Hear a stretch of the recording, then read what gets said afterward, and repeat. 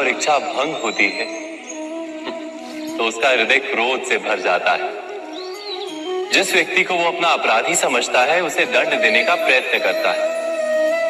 पर क्या हमारी इच्छा या आशा का भंग होना क्या सदा ही किसी का अपराध होता है?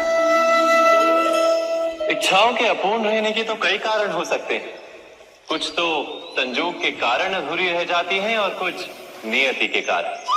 और कभी कभी इच्छाओं का स्वरूप ही ऐसा होता है कि वो पूर्ण नहीं हो पाती। बिना परिस्थिति पर विचार किए किसी को अपराधी मान लेना न्याय नहीं, प्रतिशोध है।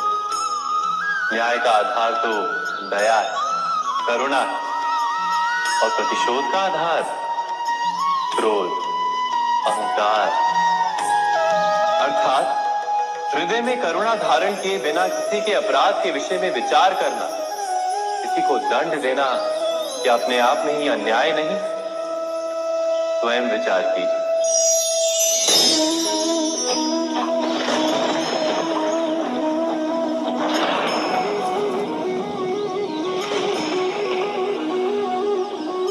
सपनों और पूर्वाभासों के आधार पर हम भविष्य के सुख दुख की कल्पना करते हैं। भविष्य के दुख का कारण दूर करने के लिए हम आज योजना बनाते हैं। किंतु कल के संकट को आज निर्मूल करने से हमें लाभ मिलता है या हानि पहुंचती है, ये प्रश्न हम कभी नहीं करते।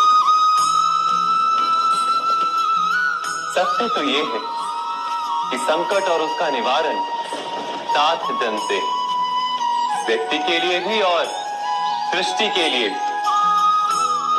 नहीं, आप अपने भूतकाल का स्मरण कीजिए, इतिहास को देखिए।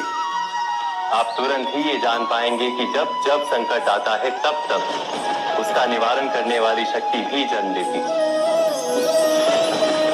यही तो जगत का चलन है। वस्तुतः संकट ही शक्ति के जन्म का कारण है। प्रत्येक व्यक्ति जब संकट से निकलता है तो एक पद आगे बढ़ा होता है, अधिक चमकता है, आत्मविश्वास से अधिक भरा होता है, न केवल अपने लिए अपितु विश्व के लिए भी। क्या ये सत्य नहीं? वास्तव में संकट का जन्म है एक अवसर का जन्म, अपने आप को बदलने का, अपने विचारों को ऊंचाई पर करने का अवसर।